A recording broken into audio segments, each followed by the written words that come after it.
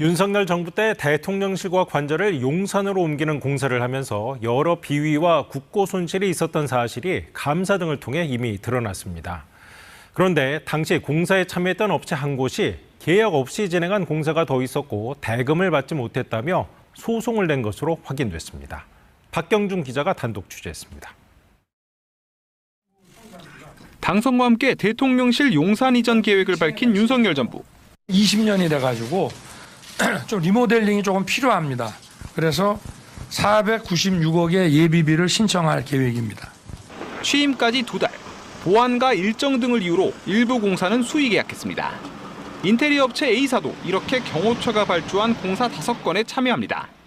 그런데 A사가 공사비 중 약 5억 원을 받지 못했다며 국가를 상대로 소송을 낸 걸로 KBS 취재 결과 확인됐습니다.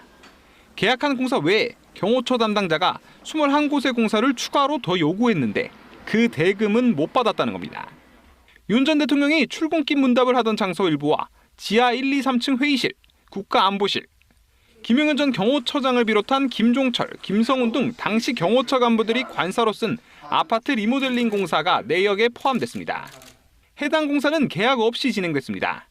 A사는 경호처 담당자가 예산이 부족해 다음 해에 지급하겠다고 통보해왔다고 주장했습니다. 이후 이 경호처 담당자는 납품 비리 등으로 조사를 받다 경호처를 떠났고 A사는 결국 돈을 받지 못했습니다. 감사원은 지난해 9월 대통령실 이전 과정에서 있었던 납품 비리, 공사비 대납 등 불법을 적발했습니다. 공사, 계약, 감독, 준공 등 전 과정에서 국가계약 관련 법령 등이 지켜지지 않는 경호처는 지금까지도 공사 대금을 지급하지 않고 있습니다.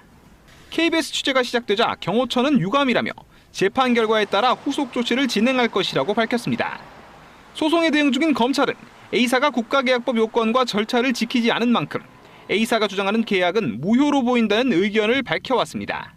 KBS 뉴스